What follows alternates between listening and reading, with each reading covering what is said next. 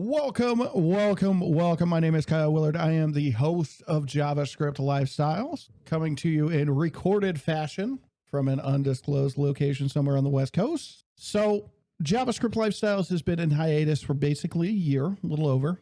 I've got to be honest, I plan on releasing this video and then the second part of this video and likely shutting it down for the foreseeable future. Unfortunately, if I'm being honest, it's just a ton of work with minimal outcome. As any content creator can tell you, growing a community is difficult. And I don't think I'm that guy. So bear with me on that. Sorry, if you're looking forward to it, but you're getting at least 2 more episodes / videos. And, before I dive into the actual content of these videos, I want to be super clear. I'm not looking forward to this. This is something that I've rolled over in my mind for almost 2 years. It's something that is frustrating and it just literally just keeps getting worse. The topic I'm going to discuss today, obviously those of you on YouTube have seen the thumbnail. We're going to be discussing, kind of the harsh reality, the harsh truth of what is currently known as Bloom Institute of Technology, aka Bloom Tech, what I will refer to as Lambda School. I actually was a student there. I completed it back, 2020, 2021.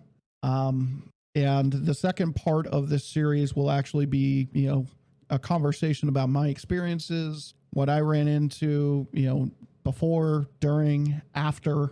And, I think at that point, I'm actually going to talk about a few fixes as far as, some of the issues that were there and, kind of go from there. I'll be honest. Part of the reason that I've hesitated to put this video out there, part of the reason that I've hesitated to speak negatively about Bloom Tech is a few reasons, right? So number one, I completed it.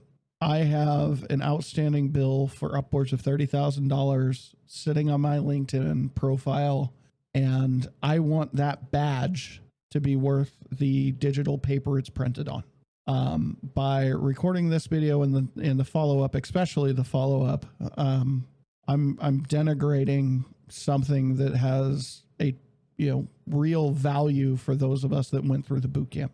The second piece is, I'm a fairly forgiving, justice-oriented individual. In my last conversation with Bloom Tech, the conversation that I had was, I ended it and I asked for 2 things. I wanted my ISA gone, and I wanted, which I'll go into in the second video, and I wanted Austin to kind of step up as, a leader. Austin Allred, CEO of Lambda. I wanted him to step up and I wanted him to apologize to the people that were in the cohorts that I was in, as well as a couple of the ones behind it. Because unfortunately it wasn't a great experience. And I think that any leader worth their salt should have the, wherewithal and the courage to admit when they're at fault and when they screwed up. Obviously, it's been over a week since this has happened. I've yet to see any sort of apology.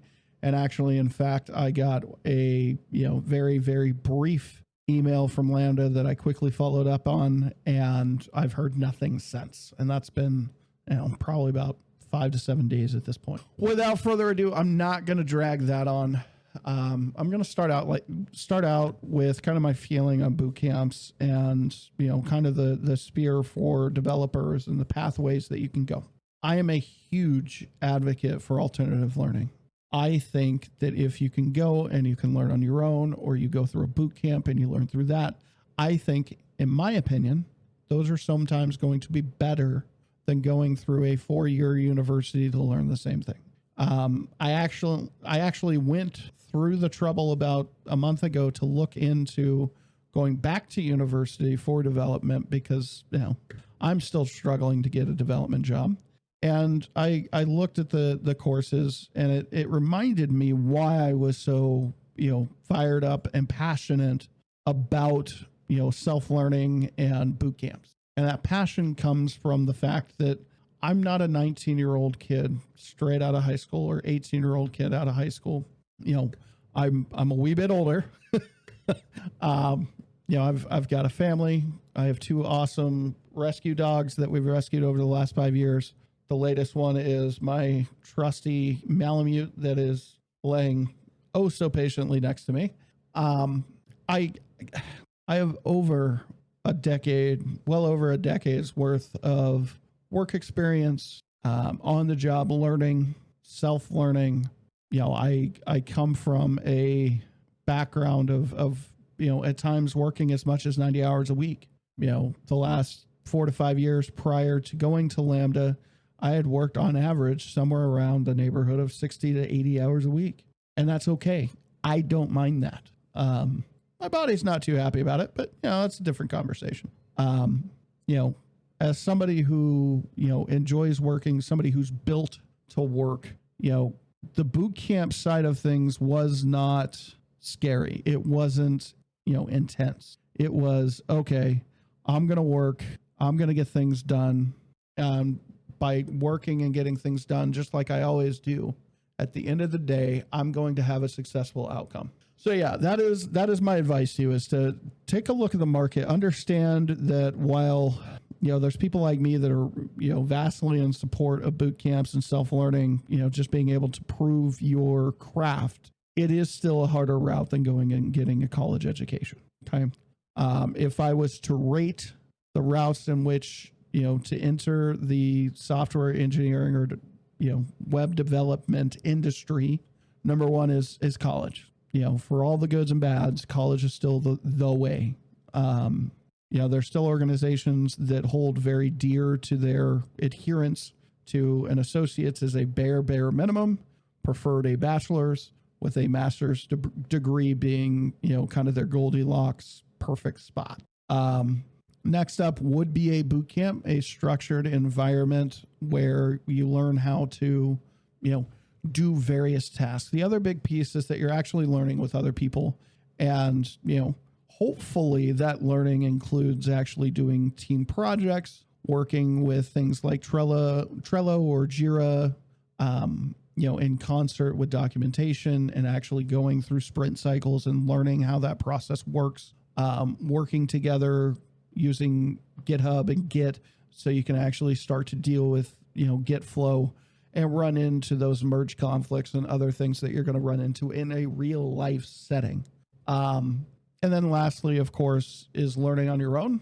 You know, and I think that this is kind of a good and bad, right? Like, I think that if you do it and you do it well, if you go and you start with, you know, Udemy's or documentation and get the basics, and then, you know, either join a community like the outrageously powerful Python community, and you're being held accountable in certain ways, and you're constantly building, and you're actually putting, you know, almost a 9 to 5 effort into that learning, and you have tangible applications that are built to show it, I think you're in a good space. You know, your goal for a boot camp or a self-learner, I'm going to save you some time.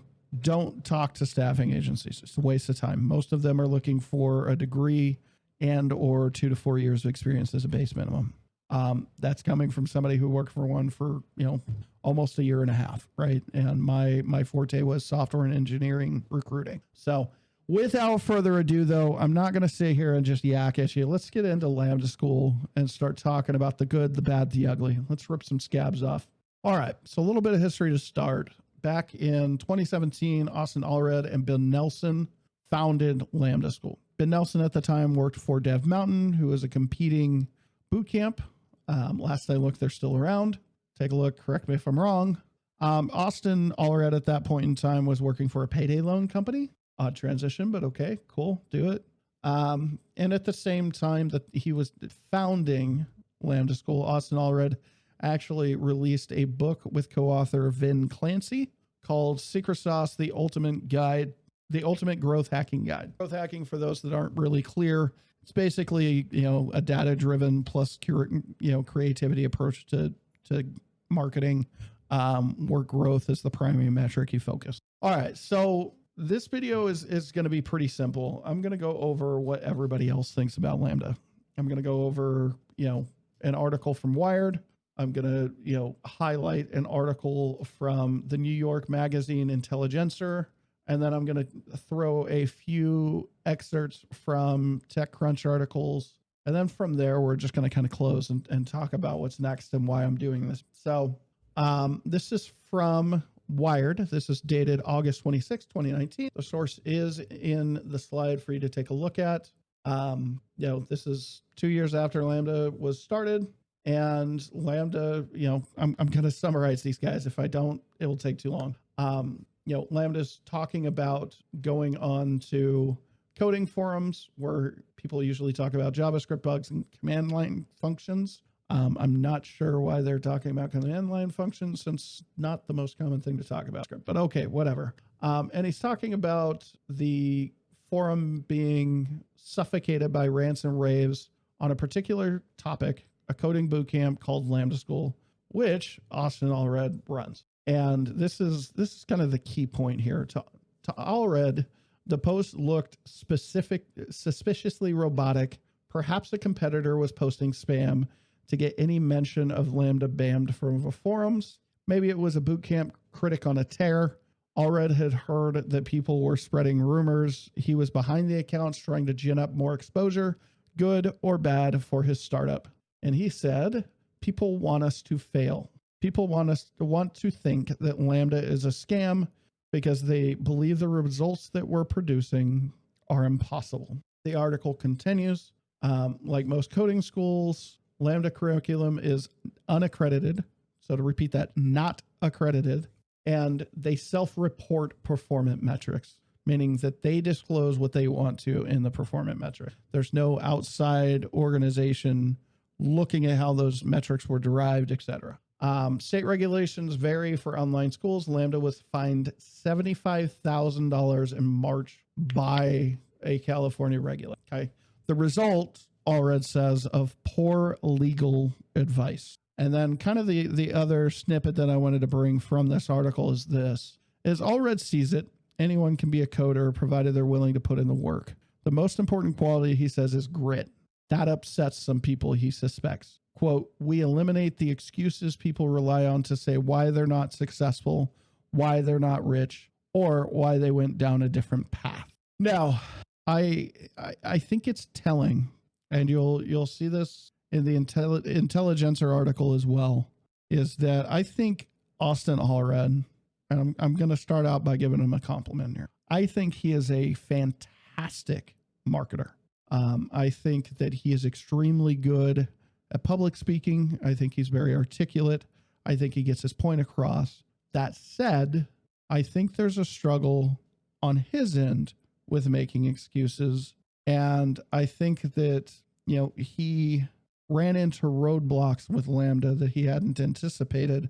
There weren't plans in place. And I think because of that, I think he skewed some data. And I think that, there were some misrepresentations that happened. That is the kind way of putting things. And I'm trying my best to take my personal bias, my frustration with Lambda and Austin Allred, and shove it to the side and be as understanding as I possibly can. Now, why do I say that? Well, let's move to the New York Magazine Intelligencer article dated February 19th, 2020. And it says, I don't think Lambda is a $100 billion company, regardless of whether I understand the American economy.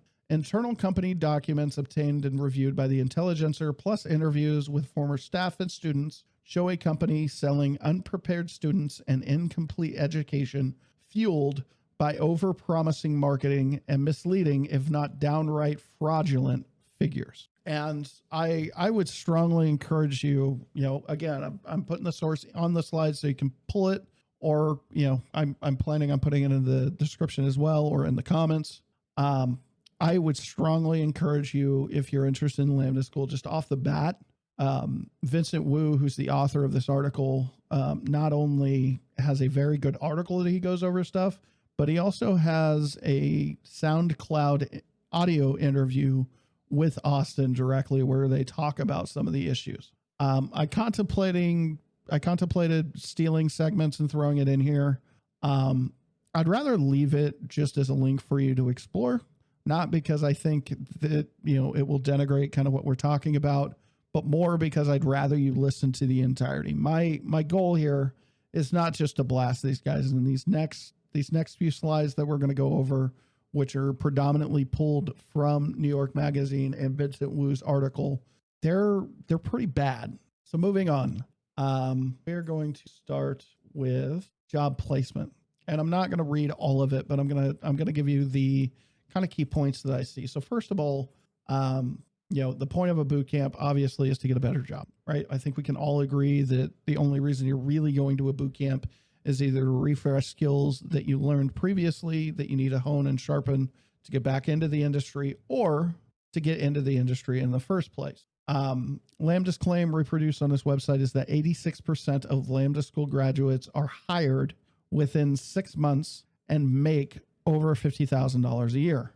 And just for my own edification and to give you the most accurate information possible, I'm actually going to pull up the Bloom Tech numbers right now. I'm not going to put them on a slide. I encourage you to go to bloomtech.com/outcomes and look them up on your own. And let's talk about the numbers that they have here. Job placement rate for Bloom Tech graduates, 90%. Median increase in graduates' income from pre-Bloom Tech to first job after graduation, 132%. Total increase of salary for all Bloom Tech graduates just in their first job after graduation, $40 million. Median salary for placed Bloom Tech graduates first job after graduation, $65,000, right? So they're saying that they've had over 3,000 graduates, and that, according to the 2021 outcomes report, these are the numbers that they have. I will point back to the job placement report, or the job placement rate. There is an asterisk next to it. So to read the asterisk for you, the job placement rate reported in 2021 outcomes report covers the period January 1st through December 31st of 2021. Job placement rates for 2022 will be reported in new outcomes report that will be published when available. Current job placement rates may vary from historical rates due to current economic conditions and other factors. Please reach out to Bloom Tech if you have any questions about job placement rate. So there's a bit of legalese in there. That second line, current placement rates, may vary, blah, blah, blah. So that literally tells me they knew they got in trouble with this in the past, and they're kind of stopgapping that a bit. Anyway, continuing on. So the claim in this article that was written in 2020 by Vincent Wu, 86% of Lambda school graduates are hired within 6 months, make over $50K a year. Okay, cool. These were the numbers that I saw in 2020 when I signed up and joined Lambda. That said, a May 2019 Lambda School investment memo entitled, and I think this is absolutely the most disgusting title ever, just going to put that out there on a personal level, Human Capital, the Last Unoptimized Asset Class. There was a section talking about student debt collections and that it may prove too low. It matter-of-factly states, we're at roughly 50% placement for cohorts that are 6 months graduated. Now, in addition to just this memo, they also talked to somebody who interviewed with Lambda for a job and was provided internal numbers as part of their interview process, which seemed to indicate a roughly 50% or lower placement rate. So I struggle here. I don't know what it looks like 22. I don't know what 22 or 23 looks like for them. I don't know what the curriculum looks like. I don't know what their growth, their loss, whatever. I don't know what the program looks like today. I'm going to be very upfront and clear and honest about that. If you have graduated recently from the program, you are in 22, 23, feel free to drop a comment, leave me a message saying that. I would be happy to have a conversation with you, kind of talk about how everything went. And I'm more than happy to, down the road, make an additional video talking about what it looks like now from the perspective of individuals that have graduated within the last year or so.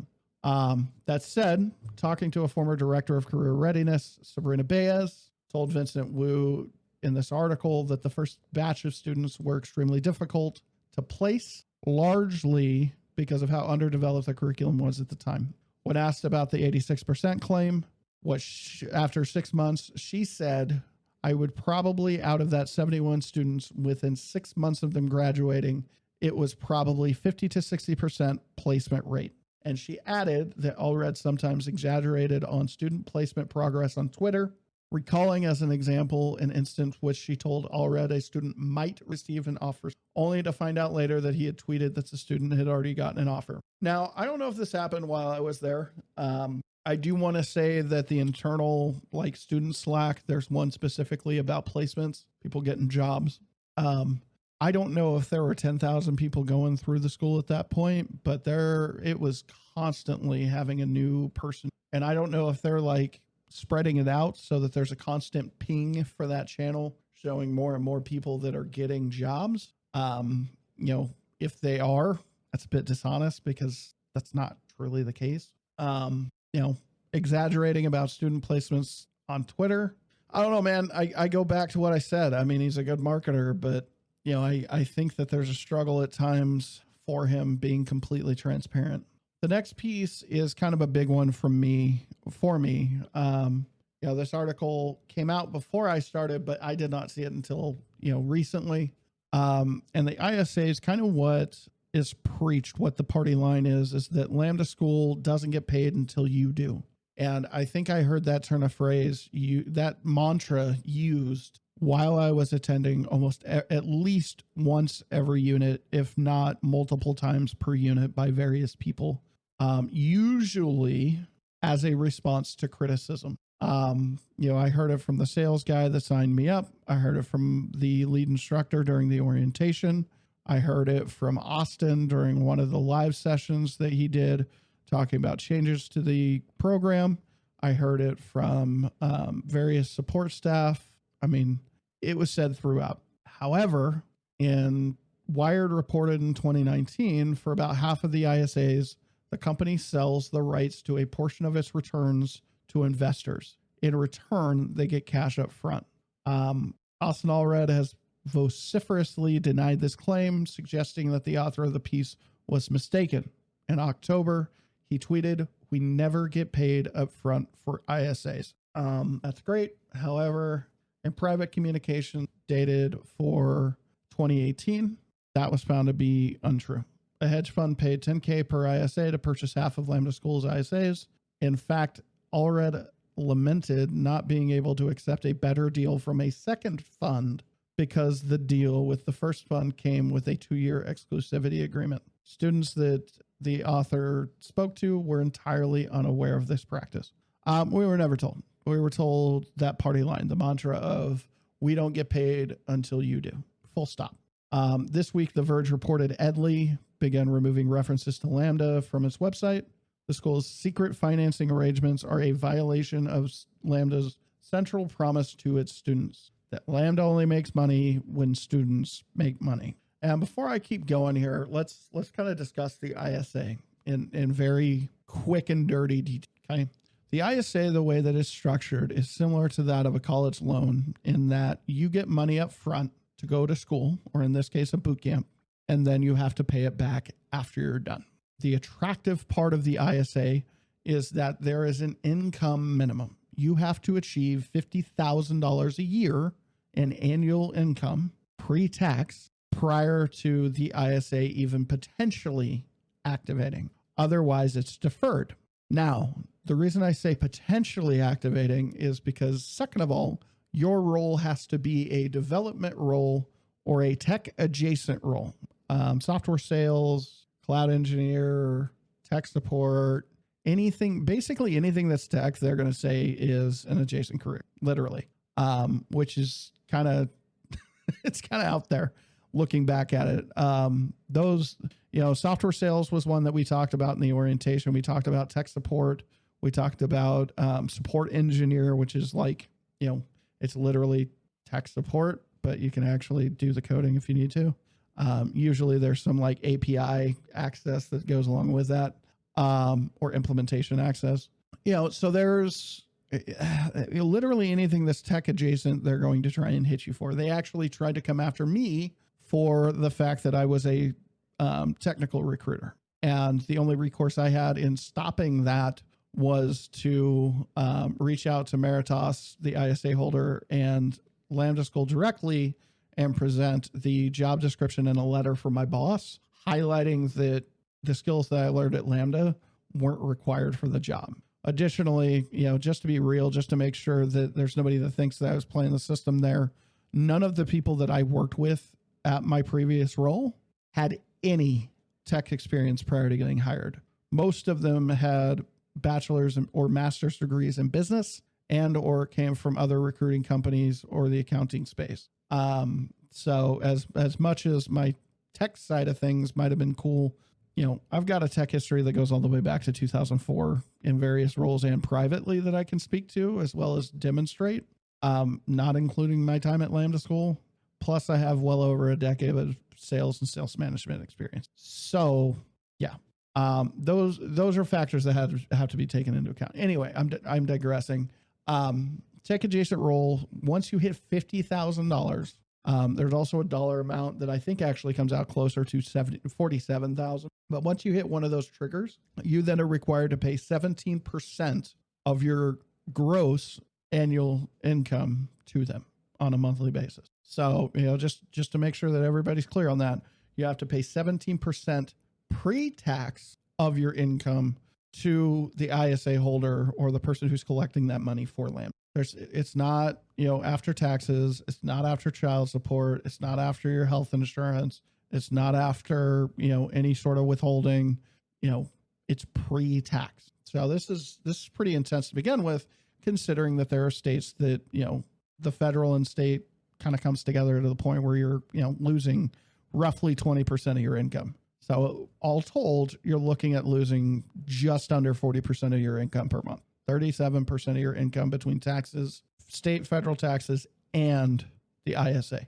So it's pretty brutal for the first 2 years. The total duration that they can be taking money from you is only 24 months, unless there's a gap in your employment, which then it's held in deferment and that 24 months is paused. Additionally, after 5 years, the ISA expires. Keep in mind that the ISA does not actually activate. That ticking clock of 5 years does not activate until after you complete the Lambda program or the Bloom Tech program. So yeah, basically they got you on the hook for 5 years. They're going to take, up to $30,000 based on your income at or over $50,000 a year. So yeah, when you hear that Lambda School actually is taking money up front and they're selling the ISAs and that they actually don't care about your success, it kind of sucks. And, to be honest, I'll go into this more in the second video. There were times that I kind of wondered and had conversations about it with other students. All right, educational standards. I'm not going to read this. I'll leave it on the screen long enough for you to read. You're more than welcome to. Essentially what it does is it talks about TLs, and it talks about TLs actually having to help build the curriculum for the React hooks, which is unit 2 for Lambda School curriculum, which is backwards. Austin, I'm going to keep saying it until you change it. Just put that out there. I did actually tell Austin that was backwards, but whatever, you do you. Long story short, TLs helped build curriculum. Lambda ended up coming back and redoing the curriculum. However, there were also students that were talking about Udemy materials being handed out on Slack as supplemental material for struggling kids or struggling students. Okay. Didn't see the Udemy materials. We were encouraged to, quote, learn outside of Lambda. It was, yeah, I'll get into that in the second one. Issues shown in there as Zoe Scheifer and Megan Farak Kamenesh. I'm destroying her name. I apologize profusely. Reported this week at The Verge. The Lambda enrollment process is haphazard and unreliable, and the curriculum is unlikely to help students pass even a first-round programming interview. For some students, the experience has been so disappointing that they began to organize. In a group letter to the school's administration, Bethany Serber, a student spokesperson for a group enrolled in Lambda's UX program, which is defunct, has been for a while, objected to the substandard, disorganized, or completely lacking curriculum delivered to us by Lambda School. Serber and her group are seeking to negotiate the cancellation of their ISA. From my understanding, that didn't work. Lambda is super, super, super OCD about not invalidating ISAs from what I understand. I'll go into my experience with that. I did actually try and do that. I've had that conversation at least once, if not 3 or 4 times over the last few years. Basically, pointing to some of the stuff that went on during the time that I was at Lambda, which we'll get into. I believe at this point, there's actually multiple students in a class action at this point going after Lambda in San Francisco due to kind of a combination of, making promises they couldn't keep and, pointing out the fact that the actual placement rate was much lower than was publicized and marketed. And kind of a few of the things that happened internally, which again, I know I'm baiting it really bad. I get it. Watch the second video if you want my story. But yeah, so there's a class action against these guys at this point. Definitely take a look at it. I think, if there's an organization that makes mistakes and they're not willing to rectify those mistakes, regardless of the cost of the company, and they're not willing to uphold the standards and deliver the success that they're advertising, I think that's a fair. That said, let's talk about a potential net positive that April 21 of 2020, Austin Allred posted to Twitter, "Today we made the difficult decision to lay off 19 Lambda School employees." And I think this next part is great. Kudos. The executive team, myself included, are also taking a 15% pay cut. I hope your income isn't so outrageous that didn't matter. I hope that actually stung a little bit, just, so it actually was as good as that sounded. I know that there are some CEOs in this world that make $2 million, so losing 15% is kind of a joke. So I hope you're not that. Student experience will not be affected by the layoffs. Okay, cool. Again, I think Austin Allred is an outrageously good PR marketing person. This is exactly the kind of tweet that you want to use to combat layoffs as much as possible. However, I need to point a couple of things out. Number one, this was put out April 21st of 2020. COVID, was starting to become a big deal, but really wasn't to the point of like full blown everybody freaking out. That was really, May to June that really got going. Most large organizations weren't laying people off until closer to June. So it's kind of pre that. So as much as anybody wants to lean on, well, that's when COVID happened, blah, blah, blah. Yes and no. However, let's kind of continue and you'll see what I'm saying. In 2021, I forget the exact date. The Austin Allred said the startup, which raised $74 million Series C in August, is laying off 65 employees. So, do the tally. We're at, 84 employees between the two. 2 layoffs in 2 years, 2021. Okay, cool, fine. 21 was when, COVID was starting to slow down. People were recovering. Okay, sure. Let's blame those 2 on COVID. Fine. Moving on. 2022.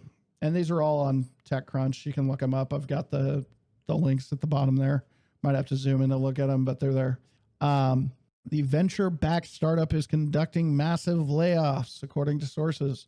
The workforce reduction, per people familiar with the matter, has impacted half the company's staff across content, product, data, engineering team. Layoff is expected to have impacted around 88 employees. So now we're, pushing 200 employees over the course of 3 years. But before I move on, I do want to just jump back and point something out. In the 2021 layoff, the departments that this impacted were product, senior product, engineering, design, community management, and instructional staff.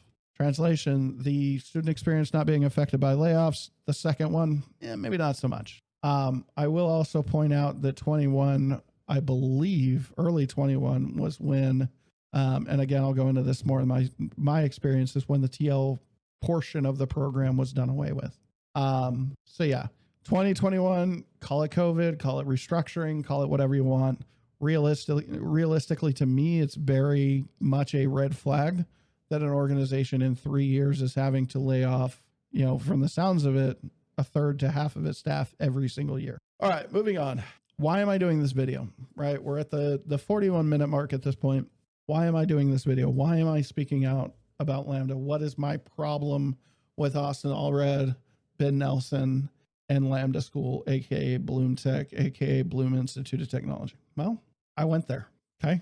2020 to 2021, I was there. Like I said, my second video, we're going to go over all of that. We're going to address actually what the curriculum looked like, so that information's out there.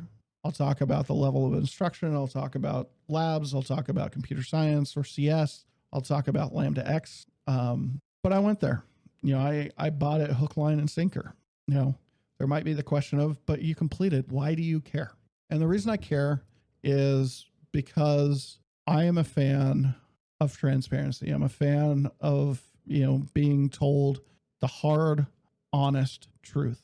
And when I went into Lambda School, the way it was described to me from, talking to somebody in admissions to the pre-course work to starting the curriculum, onboarding, during that phase, I had understood that they were hyper selective, that only a small percentage of people that applied actually got in. You had to do X, Y, and Z to get in. There were just a lot of things that were said. There were a lot of promises made. There were a lot of statements that were overblown. And I watched for almost 18 months as people that I grew to care about, as well as myself, we fought through challenge after challenge, a lot of which didn't need to be in the program. I wanted it to be amazing. And as much frustration and, as even though I'm bordering on hatred for Austin and Lambda, Bloom Tech, whatever, I wanted this program to be successful. That's why I signed up. That's why on my LinkedIn, I still have that badge. I haven't removed it. I want the boot camp to be successful. It's in my best interest for this organization to not only succeed, but get the reputation of being the best boot camp on the planet.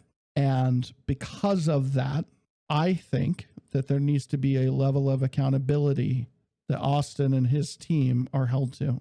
And to kind of add to that, I think that where that accountability comes from is taking, the experiences of others, this information that's already been published by others, as well as my story, putting it out into the world and letting people who are interested in joining a boot camp, specifically this boot camp for whatever program, understand the experience of those that came before them, understand the potential pitfalls that are there, and letting those people make an informed, educated decision.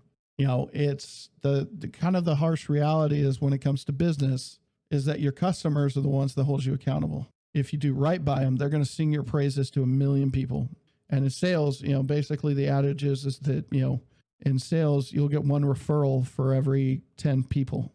But for every 4 that you give a bad experience, there's going to be 10 plus that they've told about their negative experience, right? And I think, a weird phenomena has kind of happened with Lambda where not many people speak out. And I think kind of what it goes to is a sense of fear. Lambda, specifically Austin and his instructors and executive leadership, these are people piped into the community. These are people that have conversations with very, very powerful people inside of the industry. And I think that there is a sense of fear. I think that there is a sense that, these are people that can literally blackball you to the point that your $30,000 certificate that you earned from them could be worth nothing because you can't even get an interview. So I think that there's a sense of fear. And additionally, again, that boot camp's success and their reputation directly impacts its graduates' ability to get a job. Because, if people think that Lambda School is clown school, they're not going to hire them to be a software engineer. But if they think that it's literally the breeding ground for Microsoft or Google or Amazon or Meta, any of these FANG companies, next cohort of employees, then guess what? The stock of everyone who graduated there goes up. Okay. So all of us graduates want them to be successful. Do we think that 30,000 was, too much? I'm sure there's some that are completely happy with it.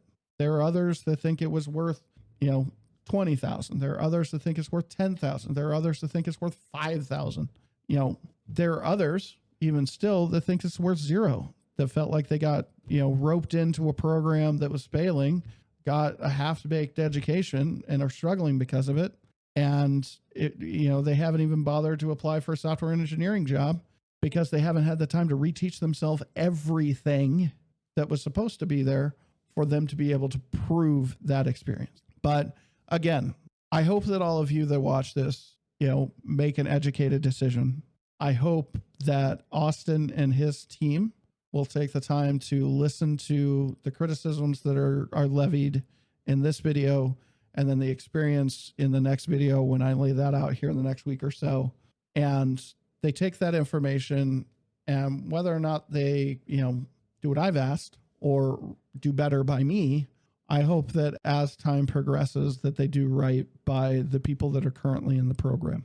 I think that there is a net positive for expanding the non-college education industry, whether it be HR boot camps next, or whether it be, something along the lines of tech support boot camps like Google did.